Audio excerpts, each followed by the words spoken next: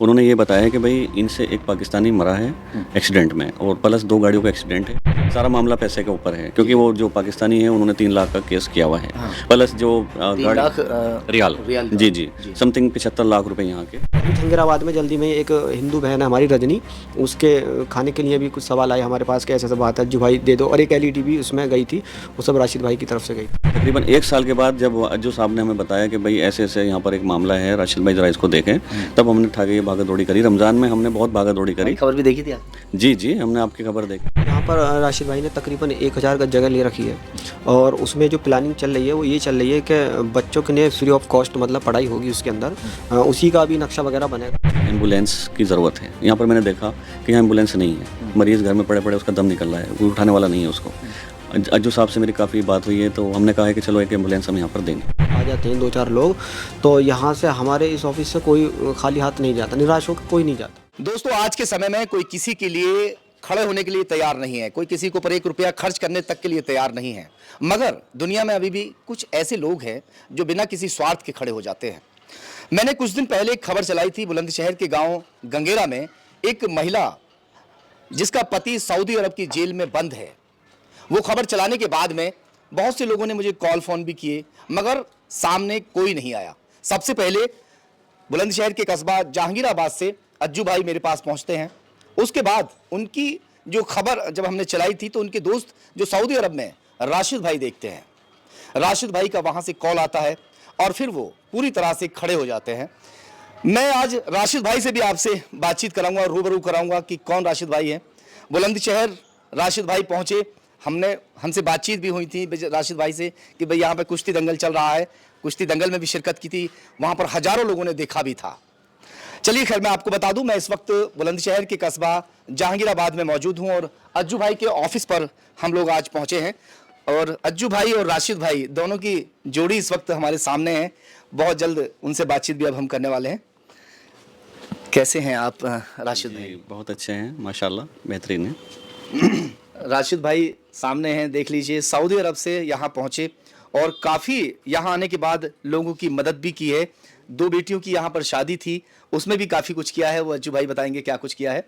तो सबसे पहले जो लोग यहाँ के जानना चाहते हैं राशिद भाई, क्योंकि काफ़ी लोगों ने आपको देखा, वहाँ से लाइव आपने बातचीत की थी, आपने वकील वगैरह भी वहाँ पे किए हैं। जो क्या नाम है उनका, अब्दुल हमीद, जो अब्दुल हमीद वहाँ जेल में बंद है और उसके 8 छोटे बच्चे हैं। उसकी जो बीवी है उसको फालिज गिर गई है और उसको कोई सुनने वाला नहीं था। 1 साल उसको जेल में बंद हुए हो चुके हैं, किसी ने खैर खबर तक भी नहीं ली। चलिए खैर बताइए सर, उसमें क्या चल रहा है थोड़ा सा? देखिए, उसमें जो हमने अभी तक के काम किया है, काफ़ी हम अंदर तक पहुंच चुके हैं। हमारा जो वकील था वो जेल में जा चुका है और सारा जो मामला था वो उन्होंने अपने संज्ञान में ले लिया है। ठीक है सर। और उसके बाद ये हमने एक उनका जो पावर अटर्नी थी, ये पावर अटर्नी है उनकी, जो हमने अपने वकील जो हमने किया है उनके नाम से बनवा दी है। अब जो भी मामला होगा, जिस तरह का भी होगा, ये हमारे जो वकील हैं वहाँ पर सऊदी नेशनलिटीज़ हैं, इनके नाम की पावर अटर्नी बन चुकी है, ये उसको देख रेख कर रहे हैं। क्या कुछ बताया है वकील ने? जैसे वकील अंदर जाके जानकारी लेते हैं या कुछ ऐसा है? जी, ये बनने के बाद वकील जो हैं वो महकमे गए थे। महकमे से जो काजी ने उनको बताया है, जो महकमा है वहाँ पर जिनके पास उनका केस है, उन्होंने ये बताया है कि भाई इनसे एक पाकिस्तानी मरा है एक्सीडेंट में और प्लस 2 गाड़ियों का एक्सीडेंट है। प्लस वहाँ पर मेट्रो का काम, जो वहाँ की एक मेट्रो लाइन है वो बंदी थी, गाड़ी वहाँ भी टकराई है। प्लस ये वहाँ से भागे हैं, और भागने के बाद ये पहुँचे हैं जद्दा जेल में। ये वहाँ से निकल के आना चाह रहे थे बाहर से बाहर ही। लेकिन इनका बदनसीबी थी कि ये वहाँ पर पकड़े गए फिंगर के टाइम पे, तो वापसी इनको वहीं पे रियाद भेज दिया गया जद्दा से। उसी जेल में ये 4 महीने बंद रहे। वहाँ से उनके बाद इनको जो है बड़ी जेल में रेफ़र कर दिया और इनकी किसी ने कोई सुनवाई, कोई पैरवी नहीं करी। तकरीबन 1 साल के बाद जब अज्जू साहब ने हमें बताया कि भाई ऐसे-ऐसे यहाँ पर एक मामला है, राशिद भाई ज़रा इसको देखें, तब हमने उठा के ये भागा-दौड़ी करी। रमज़ान में हमने बहुत भागा-दौड़ी करी। खबर भी देखी थी आप? जी, जी, हमने आपकी खबर देखी सर। आपका जो माशाल्लाह चैनल तहकीकात है, जी। तो हमने उस पे आपकी खबर देखी, अज्जू साहब भी आपके साथ हैं, और वही चीज़ को मैंने देख के इनसे पूछा क्या मामला है सऊदी अरब का, मुझे बताओ, मैं सऊदी में रहता हूँ। जी। तो इन्होंने कहा राशिद भाई ऐसे ऐसे मामला है, तो फिर मैंने ये सब कुछ आपके सामने है, जी। जो मैंने किया है वो वहाँ से प्रिंट भी मैंने प्रोसीजर में चल रहा है। जी, जी, जी, जी। प्रोसीजर है उनका भी, देखो सारा मामला पैसे के ऊपर है, क्योंकि वो जो पाकिस्तानी है उन्होंने 3 लाख का केस किया हुआ है, हाँ। प्लस जो 3 गाड़ी लाख रियाल रियाल का। जी, जी, जी। समथिंग 75 लाख रुपए यहाँ के, 3 लाख के, और जो 2 गाड़ी एक्सीडेंट हुई हैं, प्लस उसका भी लॉस इनके ऊपर है, अच्छा, अब्दुल हमीद साहब के, प्लस जो मेट्रो का जो डैमेज हुई है वहाँ पर जिससे टकराया है ट्रक इनका, उसका भी उन्होंने कर रखा है केस इन पे कि ये, प्लस इनका जो कफील है उसने कहा जितना मेरा नुकसान है तो ये भर के जाएगा यहाँ से। अच्छा। जी। अभी जो है वो यानी अंडर कफील ने भी इनके ऊपर केस किया है, जी, और पाकिस्तानी जो मरा है उसके परिवार ने केस किया है, जी, जी। और जो सऊदी अरब की सरकार है जी, उधर से भी केस हुआ है। जी, जी, बिल्कुल, बिल्कुल। वो मैंने पेपर जो आपको भेजा था, जी, जी। मैंने इनको बताया आप ट्रांसलेट करके आप पढ़ लेंगे इस पे क्या लिखा हुआ है, वो इन्होंने इंक्वायरी करी पूरी उसकी। अच्छा, आप जहांगीराबाद जैसे पहुंचे हुए हैं, ये चीज़ तो आपको मालूम हो ही गई भाई, सभी लोग हैं, प्रोसीजर में चल रहा है, और जहांगीराबाद के लिए क्या कुछ तोहफा देने वाले हैं, कुछ ऐसा सुना है कुछ? जहांगीराबाद मेरा एक मेरा दिल के लिए बहुत अच्छा है माशाल्लाह। मैं जब भी इधर आता हूँ 6 महीने में, 1 साल में या 2 साल में, मुझे बहुत अच्छी, यानी कि लोग बहुत बहुत प्यारे लोग हैं, मोहब्बत के लोग हैं। तो मैं अभी अज्जू साहब से डिस्कस पहले भी करी थी, इससे पहले मैं 2 महीना पहले आया था, तभी मैंने इनसे कहा था कि देखो यहाँ पर एक एम्बुलेंस की ज़रूरत है। यहाँ पर मैंने देखा कि यहाँ एम्बुलेंस नहीं है, मरीज़ घर में पड़े पड़े उसका दम निकल रहा है, वो उठाने वाला नहीं है उसको। अज्जू साहब से मेरी काफ़ी बात हुई है, तो हमने कहा है कि चलो एक एम्बुलेंस हम यहाँ पर देंगे बहुत जल्दी। तो बाकी जो है इंशाल्लाह अल्लाह जैसा चाहेगा। मतलब जैसे कोई प्राइवेट, अच्छा अज्जू भाई एक बात आपसे पूछ लूँ, अभी थोड़ी देर पहले हमारी बातचीत भी हुई थी, जिनकी क्या नाम था उनका, जो सर में चोट वगैरह है, चिंटू। चिंटू। तो उनकी जो मम्मी है वो उनको लेकर जाती, बताइए उसके। हाँ, तो वो आई थी ऑफिस में हमारे, तो उन्होंने कहा था कि अज्जू भाई दरअसल में खर्चे की ज़्यादा प्रॉब्लम है, और वो जो एम्बुलेंस है ना, हर हफ्ते हमें वहाँ दिल्ली जाना पड़ता है, और तकरीबन 3,000 रुपये वो लेते हैं हॉस्पिटल के। तो ये बात मैंने राशिद भाई से शेयर करी थी, तो राशिद भाई बोले कि अज्जू भाई हम बहुत जल्द जो है जहांगीराबाद की जो पब्लिक है, जो गरीब हैं, उनके लिए हम अपनी तरफ से एक एम्बुलेंस जो बहुत जल्दी जारी करेंगे। जी राशिद भाई। तो उसका बेनिफिट जो होगा ना लिमोजिन का, जो सॉरी ये एम्बुलेंस, सॉरी मैं वहाँ पर इसको कुछ और बोलते हैं ना, अच्छा। तो उसकी वजह से बात हुई। तो उसमें जो है ना, वो जो एम्बुलेंस होगी उसमें सिर्फ यही होगा कि जो मरीज़ मतलब लाचार है, मजबूर हैं, उनको मेडिकल तक पहुँचाने के लिए। कितना समय आपको हो गया सऊदी अरब में? सऊदी अरब में मुझे अभी 20 साल कंप्लीट हो गए हैं, 21वां साल चल रहा है सर।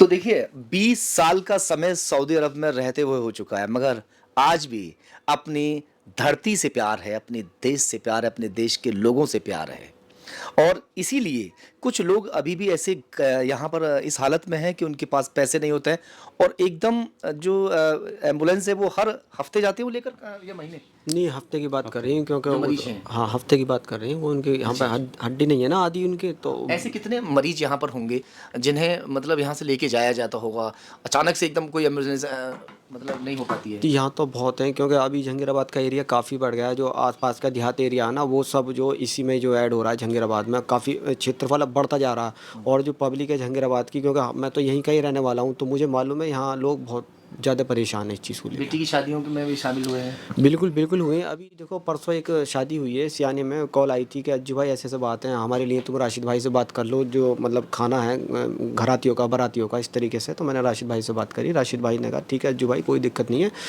हम तो गरीबों के लिए हमेशा खड़े हैं। तो इन्होंने जो है मेरे को बस खाली ऑर्डर दिया, और वहाँ मैंने जो है सारा इंतज़ाम कराया। और अभी जहांगीराबाद में जल्दी में एक हिंदू बहन है हमारी रजनी, उसके खाने के लिए भी कुछ सवाल आए हमारे पास कि ऐसे ऐसे बात है अज्जू भाई दे दो, और एक एलईडी भी उसमें गई थी, वो सब राशिद भाई की तरफ से गई थी, खाना भी और एलईडी वगैरह सब। और ऐसी कई शादियां जो है करा चुके हैं, और बाकी कोई बीमार है, परेशान है, सबके साथ लगे हुए हैं, मतलब हम A to Z सबके साथ लगे हुए हैं। ज़रूरतमंद कभी भी कोई ऐसा जो वाकई ज़रूरतमंद है, अगर आपके पास यहाँ आता है?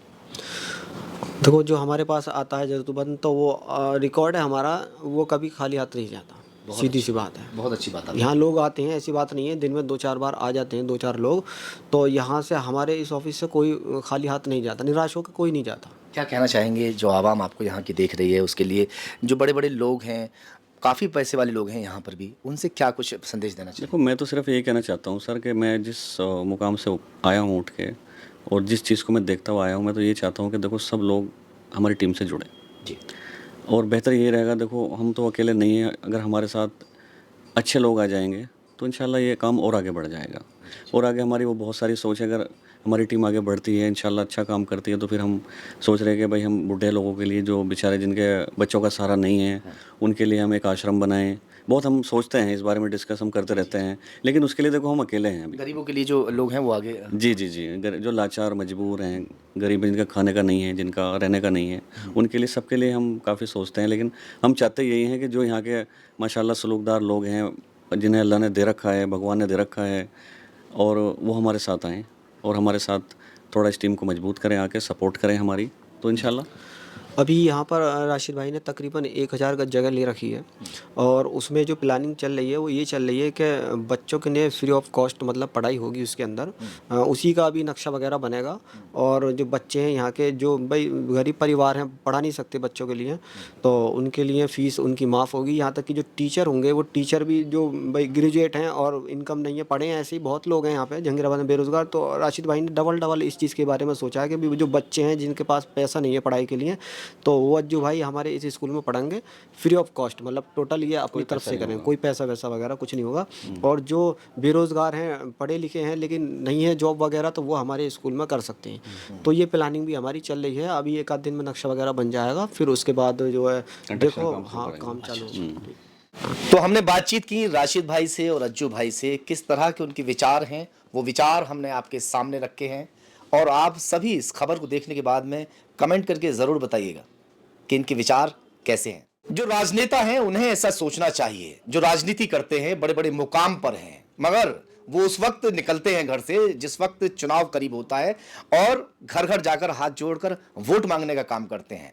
मगर जमीन से जो लोग पहले से जुड़े हुए होते हैं, उनको, उनके बारे में आवाम को भी सोचना पड़ेगा, जनता को सोचना पड़ेगा कि जो जमीन स्तर से जुड़ा हुआ है, अगर वो पहले से इस तरह से तैयारी कर ले तो उसे वोट मांगने की जरूरत नहीं पड़ेगी, वोट चलकर खुद उसकी झोली में गिरेगी आकर।